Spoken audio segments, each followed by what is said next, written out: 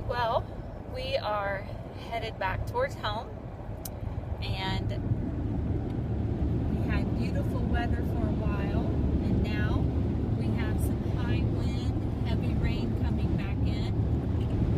We are on US 28 headed west. We left Union City and we're on our way to Ridgeville. Going to turn the phone around to the birthday boy. Yeah, we had a fantastic dinner at Bowser's Barn. Fried chicken, mashed potatoes, green beans, cottage cheese, garlic bread, coffee, water. I mean, it was a real feast. And This is Trish so is hard. kind of driving on the other side of the road. This is hard. The wind is like ridiculous. Then after the birthday dinner, she took me shopping at a community center store. Got me four shirts and 2 books. And, now we're on our way back to her house. And then I get back into Winchester. I got a couple of things to do and look at. One day next week, I'm going down pretty close. I think it's between Liberty and Brookville. There's a big sporting goods store down there. And I want to see if I can find me a fishing pole and a reel. I need a reel real bad. And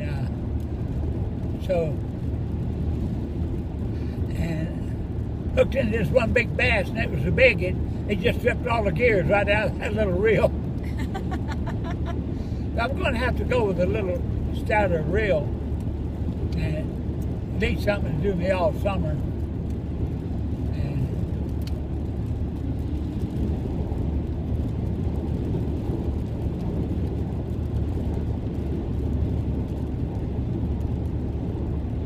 so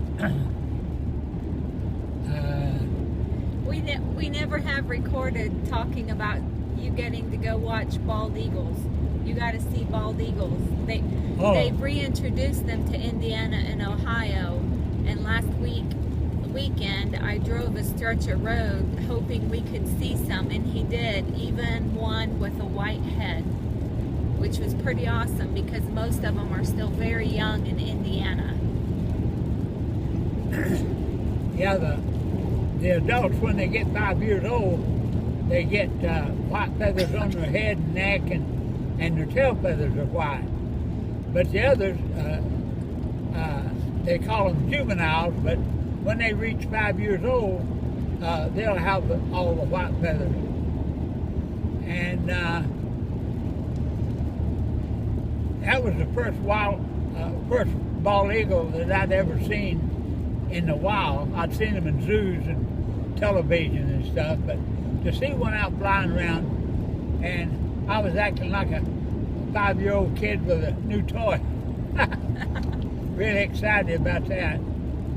And I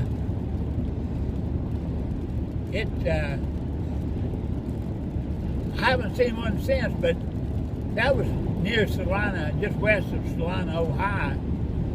And but Randolph County, Indiana has eagles. I just haven't seen them yet. Maybe as I run around this year fishing and going to different places, I'll be able to get to see some more. But they seem to be just about everywhere now. But they'll take out a lot of squirrels and rabbits and rats and mice and whatever. I wish they would get coyotes. And they, when food gets scarce in the wintertime, they'll fly over a town, and if they see a little poodle dog or a cat out, they'll catch them and eat them.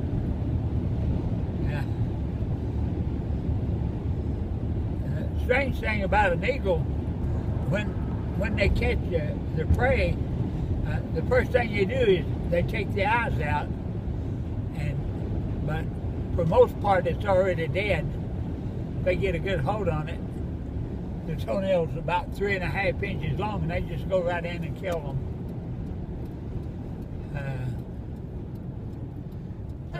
Let's swing by Weimer Cemetery. We're on US 28 between Union City and Deerfield, which is Highway 27. And we're headed north on 300. I don't know what you can see. It's a lot of the Indiana cemeteries are drive-through, but you go down in Kentucky, I don't know, maybe one or two that you can drive through it. But here in Indiana, most all of them are drive-through cemeteries. We're going to show you Molene's grave. We've got it real pretty with flowers, and in about 3 weeks they're going to put the headstones up and have it ready to, so we make it real pretty on Memorial Day. Boy, they had a heavy rain here just a few minutes ago. That was good timing for us. And right here on the right is Molene's grave. It's all. We try to keep a lot of flowers on it, and if I find one that's blowed around somewhere and I don't know just where it goes, I get it and put it on Molene's grave. That's why it's so many flowers. Kind of like they were free. So, well, Molene, we made it back on my birthday. And we'll see you later. Pretty soon we'll be able to put some grass seed out, and it will take, it's filled in really nice. So this is Weimer Cemetery, W-E-I-M-E-R.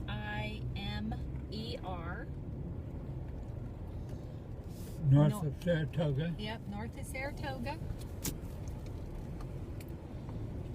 The Fields family has been wonderful about helping to keep things maintained and operating and running and keeping a rural cemetery and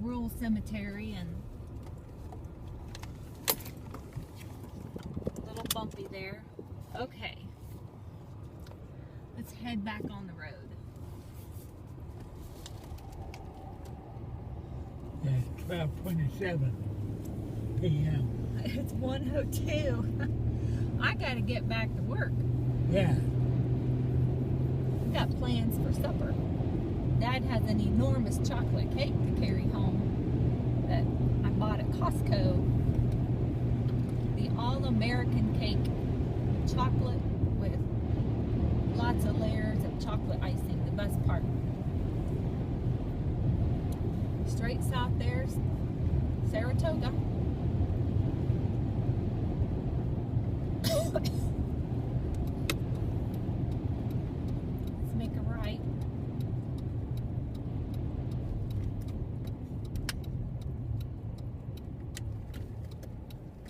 Oh boy.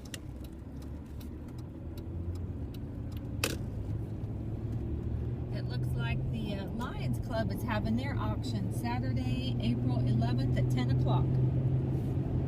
That's a good community event to come to. Support a local group. They also usually get in some nursery stuff like shrubs and trees.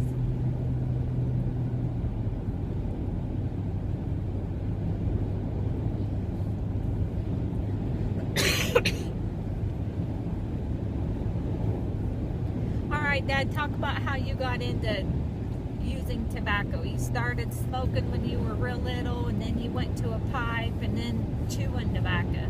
God help us. Well, I had my first chew when I was 5 years old. Neighbor boy was a year older, and his older brothers had already took him through it. They put him up to giving me my first chew. I was chewing away on it, and I was getting ready to spit. And my buddy said, "Oh no, you don't spit. You have to swallow that. That's good stuff."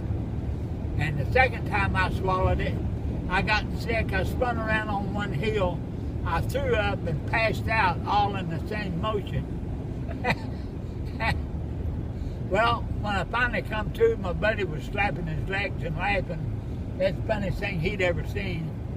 Well, I thought anything that had that kind of a kick to it had to be good. So I just kept on chewing and when I could get it. And I started smoking when I was 10. My sister Eva took me out behind the barn and introduced me to Chesterfield cigarettes. And boy, was that good stuff. And I didn't know anything about inhaling at that time, but we smoked up that pack.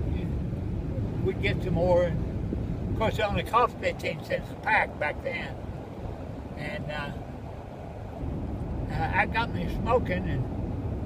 And then when I was 11, I got started drinking moonshine whiskey, and boy, that really turned you over.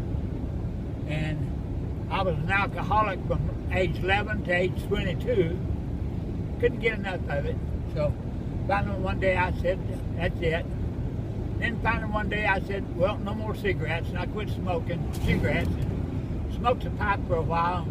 Then finally got off that, and I said, well, I still like my nicotine. I can go back to chewing a little. But I keep myself, for the most part, clean, and I keep it private. I don't walk down the street chewing tobacco and spitting on the sidewalk. But one of these days I'll quit chewing. And then, I don't know, probably everybody would be happy. All but me. Yes. We would be thrilled.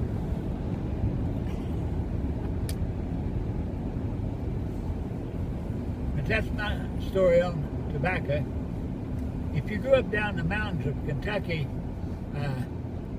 you was really exposed to tobacco and alcohol, and nobody seemed to complain about it if you got hooked on it.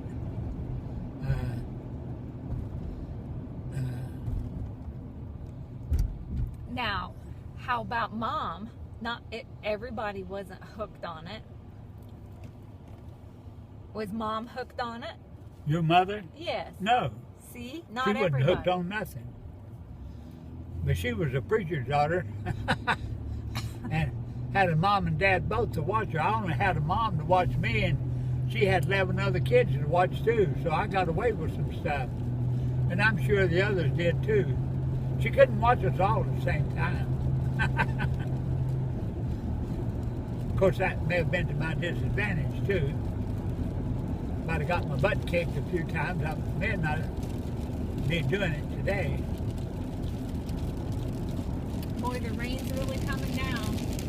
They're really cleaning out that field over there and all the brush along the Mississippi wall. Wow. Really piling it up. That'll be something to see them burn all that. Being easy access to the river, do a little fishing. Yeah. You'll have to contact the right person and get permission to go.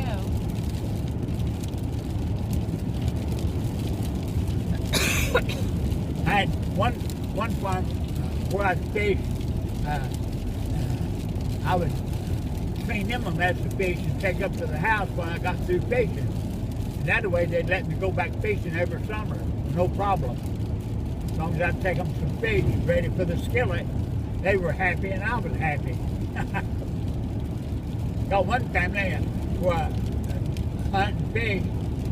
I take them grocery bags of stuff out of the garden, and one day the farmer says, Alan says, are you trying to bribe me with all this stuff? And I said, it works, doesn't it?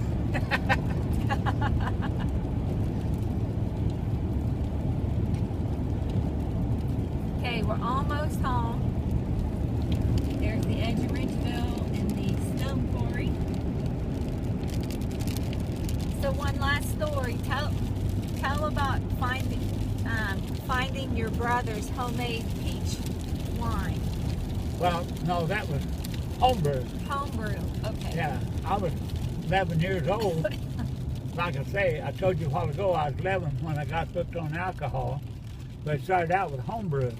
You take a 10-gallon or a 20-gallon crock and put your homebrew ingredients in it and leave it out in the sun, and in about 7 days you had some of the best stuff you ever put to your whistle. It was good. And I got to drinking out of it pretty heavy, and my brother and his buddy realized that they was going to have to move it. So they put it in half-gallon and quart jars and moved it. And so what it was the night before, the morning they moved it in big thunderstorm the night before, and where they left there with it, I found the tracks, and I tracked them out to where they stored it.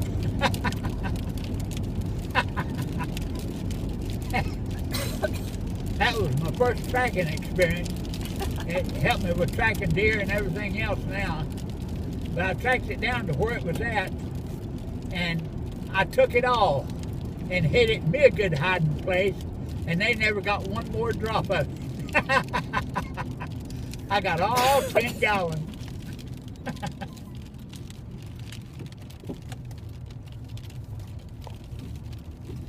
And I didn't let on to anybody that, you don't go around telling somebody, I found your goodies. No, you keep it to yourself. They know somebody found it, but they had no idea it was me. And I was never questioned about it. And that got me started on alcohol. It almost looks like orange juice, kind of a yellow tint to it. And boy, it is delicious. And if you drink a quart of it, you're skunk drunk. I'd always keep it down to a pint, and then I could still be conscious of my surroundings. And nobody would get onto it. But then my brother got to making moonshine, and he introduced me to that. And it was so bad. Now, moonshine really has an awful stink to it. And it'd make a buzzard puke. And you have to, before you take a drink, you have to hold your nose shut so you don't smell it. Because if you do smell it, you're going to get sick. But you hold your nose and drink it, then put the lid back on the jar as fast as you can. It's about it's like 200 proof whiskey. So a half a pint of it will make you drunk. I mean, you'd be plumb out of your gourd. Go up, yeah. Potholes, Dump you out right the door. Well, we're back to Thurston's house. We've had a good time. And my 79th birthday is going real good. I hope I'm not like the guy I read about in the paper. He was 77 years old. Pour right on up. Way on up. What? Well, I have to get out. It's muddy. Okay. Like this guy was 77 years old, and he died on his birthday. Oh. So I hope I can get through it at least one day of my 97th. At least enjoy the cake. Yeah.